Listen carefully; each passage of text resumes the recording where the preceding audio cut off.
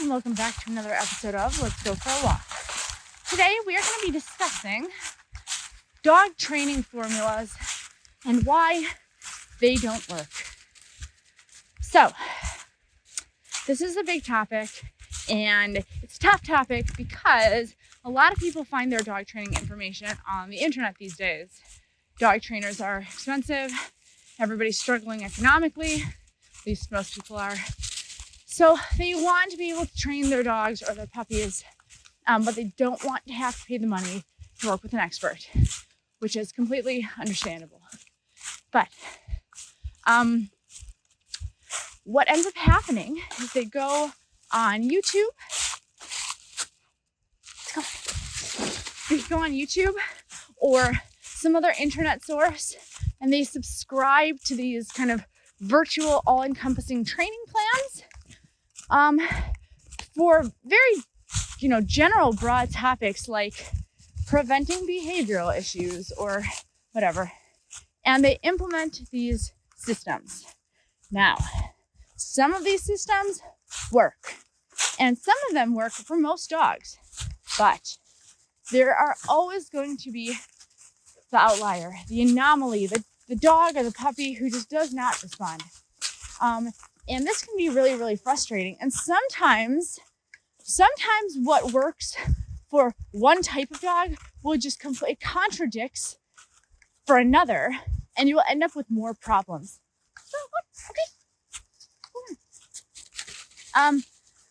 So the reason I'm talking about this is because I'm seeing it becoming more of a problem. People are following these methods and they are ending up with issues down the line. And I want to talk about why this is happening. So basically, just like humans, every dog is an individual and they're unique. And even within breeds, like we make these broad generalizations about breed characteristics, it isn't so. And the levels of certain things like motivators or drives are going to differ between one dog and another. And although this doesn't seem like it should be a big deal, it is. Because if one dog is really highly motivated to work for a specific toy that is really easy to find, for instance, right? You might find it really, really easy to teach them these things. You might make progress and you might be like, yeah, this works. But somebody who has a dog who might be the same breed, still motivated for that toy, but it's lesser so, goes out and they try to train in the same environment that this other person trained in, but there's something in the environment that's a stronger motivator, right? And now you're not seeing success. Meanwhile, your dog is repeatedly self-rewarding and learning that they can completely ignore you and the result is good. So why does one person have success while the other does not? Well, it is for this reason. Get her thinking about going right off the cliff there. I did not know what they smelled on there, but looks like a long way down. All right, come on, Lila, go. Okay, so getting back to what I was saying, basically, dogs are all different, and like I said, what happens is you are trying to use a same formula for two different dogs. And even if the dogs are similar, right, you're going to have a different outcome because you're not starting with the same source. So, for example, I have Belgians. You see them right there running, right? They came to me programmed to stare at me. And so I trained them for search and rescue. And I had to work really hard on building independence to move away from me because they did not want to do that. Now, my new puppy, Mimi, who is at home, she has absolutely no problem naturally ranging as far away as possible and never looking back. So, do you think that the same training program is going to work for these guys? No, absolutely not. I am having to do everything different from how I train them because they are so different personality-wise. Now,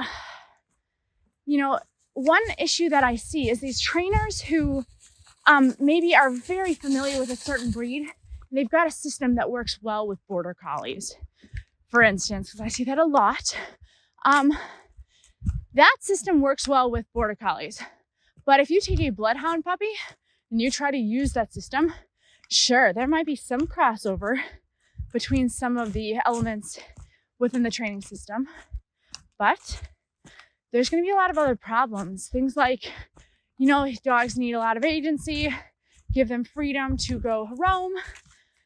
The problem is that is rewarding for a border collie, but it's just more innately rewarding because of how they've been bred to come back and engage with their handler. Whereas bloodhounds have not been bred that way.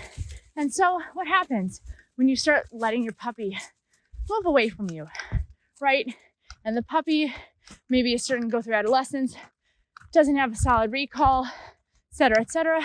That puppy is just getting to roam. And yes, it's being very fulfilled, but it's not learning habits that you want to, have it sustain throughout its adult life. So that bloodhound is just getting more confident, moving away.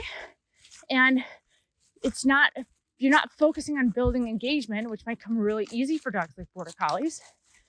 And then suddenly your dog is an adult and you have to put a leash on them everywhere because they just are so used to having freedom and they're so confident in straying. So it's really important to be evaluating your own puppy or your own dog anytime you've selected a program to do for yourself. If you find that you're implementing these things and you're having good progress, that probably means it is working well for you. But if you implement the stuff, you start making progress, right? And you're like, oh, this is great. And all of a sudden, your progress seems to be declining. The dog starts doing things to self-reward and you can't redirect them. Then it's probably not working for you. And that is something to recognize and stop as early on as possible. Because once you go too far that way, sure, you can get them back in most cases, but it'll always be there. And, the environment can be really, really, really rewarding for dogs. So I'll end that with that for today. The main point that I'm making is just anytime you implement a training system, make sure that you are always monitoring your dog. And if you find certain things are not working, right, your dog is starting to bark at other dogs and you're leaving them because you're supposed to give them agency or you were told to do so. And maybe that dog is not fearful. Maybe it's frustrated, right? And now it's just getting increasingly more frustrated. You're going to have a not very good outcome. So just make sure to keep track of, are things getting better or are they getting worse? And make your decisions from there. Thank you so much for dropping in and listening today. If you enjoyed what you heard, please like and subscribe to our channel. Thank you so much and have a good day.